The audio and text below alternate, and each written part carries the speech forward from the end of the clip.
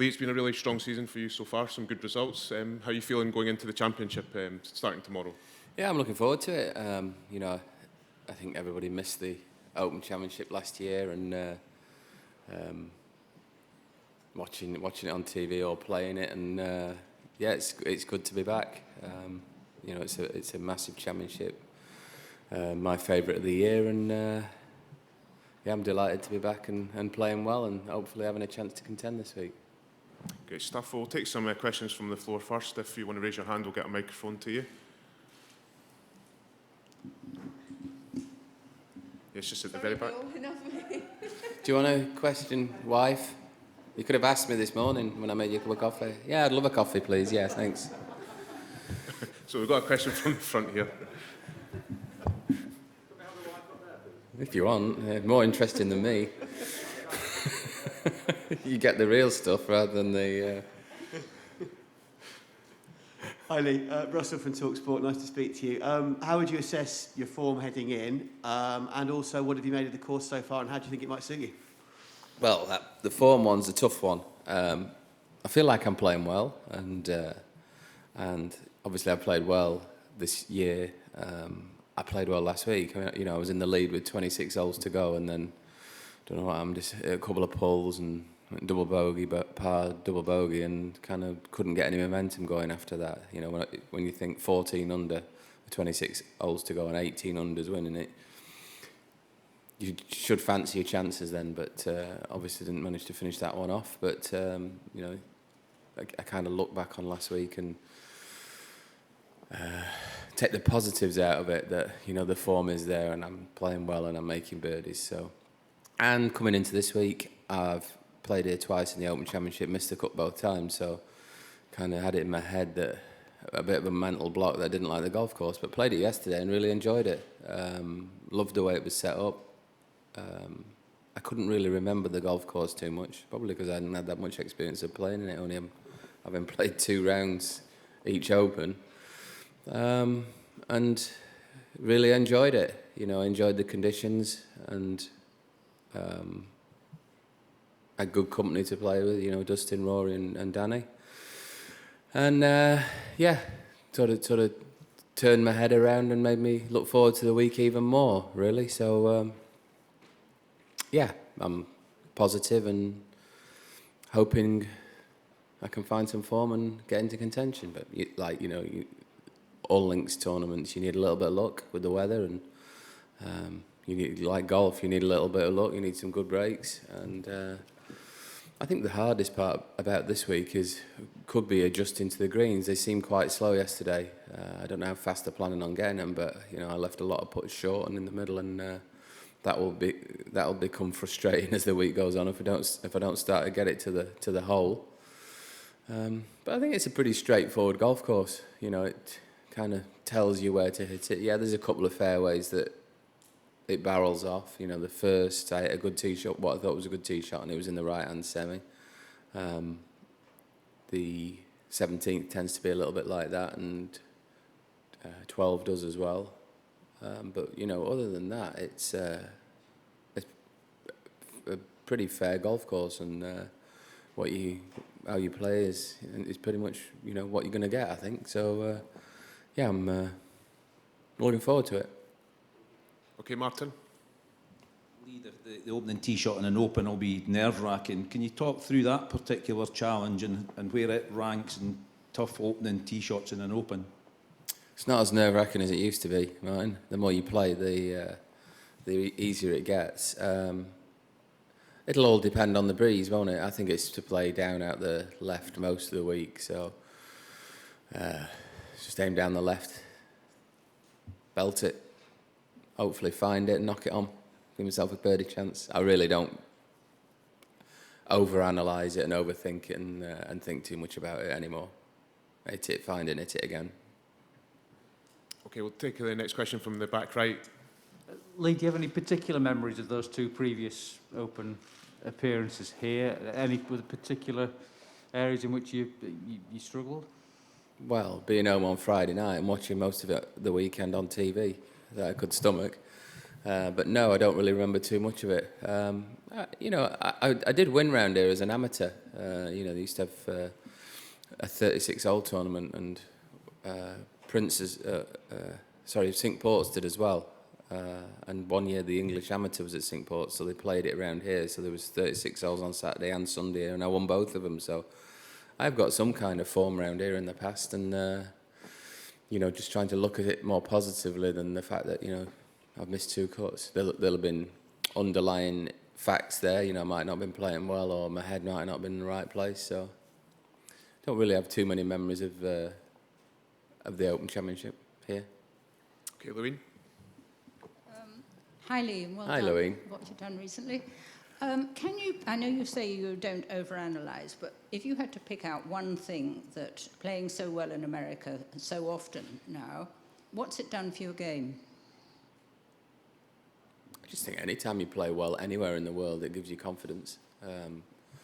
Especially when, Bale and the Players' Championship, where I finished second, I had chances to win with 2 of the strongest fields of the year, and round 2 very different golf courses, I suppose you could say as well. So, I feel like, if I get my game where it needs to be, and, it's good for that week, I can contend. I don't know when it's going to be in the right place, or, when I'm going to hole enough putts, but, you just kind of load the dice to give you the best opportunity as possible. You can't do any more than that, and then you give them a roll, and what happens. Okay, John. Lee, with all your Hey, John. hi, with all your knowledge of open courses and things, would you mind putting this one, not just as the course but as the whole place, into perspective among all the other open venues? Well, it's the warmest because it's the furthest south, and it's always thrown up interesting winners, hasn't it? As far back as I can remember watching golf, Sandy, Greg, Darren, and Ben Curtis. So great variety. So you'd say it doesn't favour one player or another. Obviously nowadays, if you hit the ball a long way, that's an advantage. But it's only an advantage round here, I think, if you hit it straight as well. I don't think this is one of those golf courses that you can overpower. You can overpower with a straight shot, but you can't hit it in the rough and play it, I don't think. Especially the way they've set it up. So I'd say it's pretty fair to all.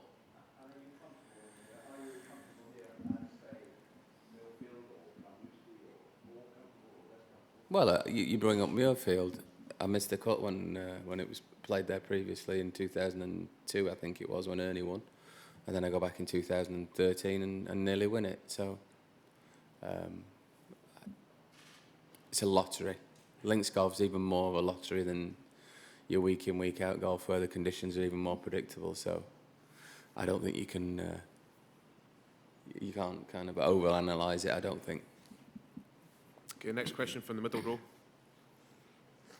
Lee, it's been a much wetter summer down here than normal, and that's meant the fairways are that much softer.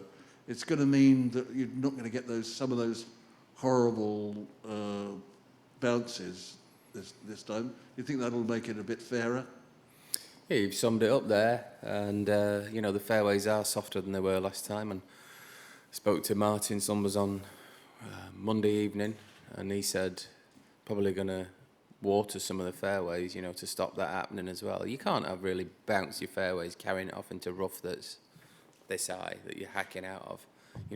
Undulating fairways. This course was laid down with the fairways like that, and undulating, designed to go into the rough where you'd have a shot, but it'd be a flying lie, and you'd have to judge that. Wasn't designed to land in the fairways and go off into rough where you're hacking out a lob wedge. So I think, they're probably trying to get more into that. Obviously, if you don't have the thick rough and you have the flying lies, with the distance players hit it nowadays, they're so far down the hole that they're going in with a sand wedge or a lob wedge and playing for that because they've got control with that. Whereas 60, 70 years ago, you'd have been 80 yards further back in a 7-iron or a 6-iron, and the flying lie was coming in. So they're having to combat the development in equipment with the long rough, but at the same time, it doesn't make the golf course that having the long rough doesn't make the golf course play its true way. So you've got to soften the fairways. Okay, next question from the far right. Hi Lee, there's Hiya. a start. This will be your 88th major start, and should you not win, you'll go past Jay Haas as having the longest run in a major without a win. Judging by the way I've heard you talk about golf recently and where your game is, I presume you don't care about that. That's not something that I ever do comes care into- about that. It's nice to have records, and it shows I've been a good player for a long, long time. There's not many people played in as many major championships as me. So It's always stick to beats one with the best player never to win a major or your longest run, but another accolade, yeah, I love it. Thank you. Okay, Matt in the far corner. Hi, Lee. It's a little distinction about something you mentioned. You said that Martin Slumbers said they'd water the fairways. Do you know if he meant that would be what he'd do later in the week, should it dry, the conditions be dry, to Yeah. maintain the softness that they currently are? I think that's probably what he meant. We were stood on the range and it was lashing it down at the time, so I don't think he had watering planned at 7 o'clock on Monday evening, but I think as the weather forecast suggests and it drying out, they may need to, keep them a little bit softer as the week goes on. Okay, we do have one question online from one of the journalists. Liv, can I just pass over to you? Yeah, thanks, Stuart. We have our question from Ben Moore, please. Hi, thank you. Just a question from BBC South East, Lee, for you. 32,000 fans a day versus the 40,000 that could and should have been there. I'm interested, when you're out on the course, does it make significant difference to the players whether there are going to be fewer fans around Royal St George's over the next 4 days? No, we've been playing with no fans, so 32,000 fans is going to seem like a bit claustrophobic. So the difference between 32 and 40 as players is irrelevant. We don't really, when it gets to a certain number, fans all just kind of blend in, and over a huge area such as a golf course, you're not going to notice whether there's 8,000 more or 8,000 less.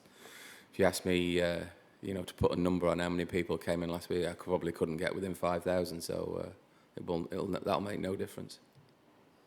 Okay, we've got one more question in the room, Kevin. Hi, Lee.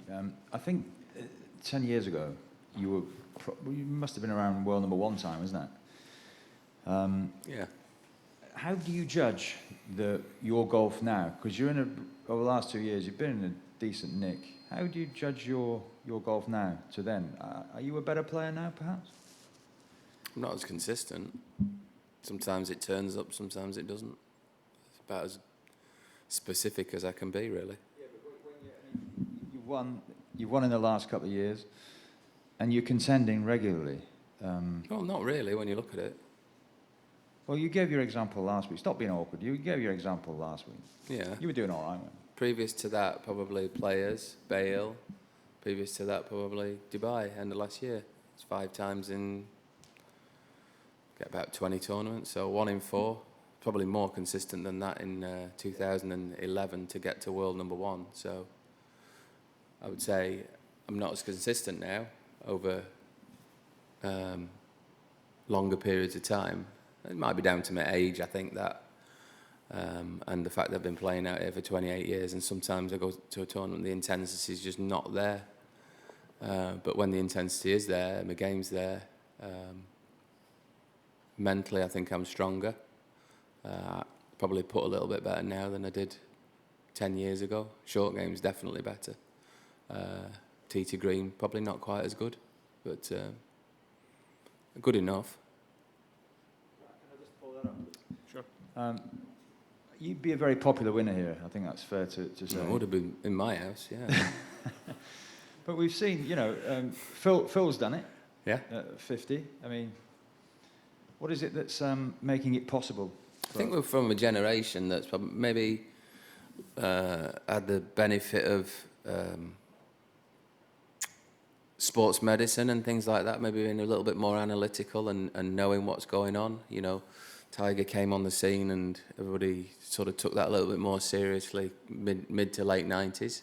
And I think all the other players that wanted to, you know, get ahead of the game sort of looked at him and focused on that more 20 years ago and put some effort in then and worked on that. And you're seeing the benefits of that now, rather than this is not just a I've been working out for 6 months thing, and this is a, you know, a quick fix thing. This is a long-term thing with the likes of myself and Phil, Stuart Sink, people like that are playing.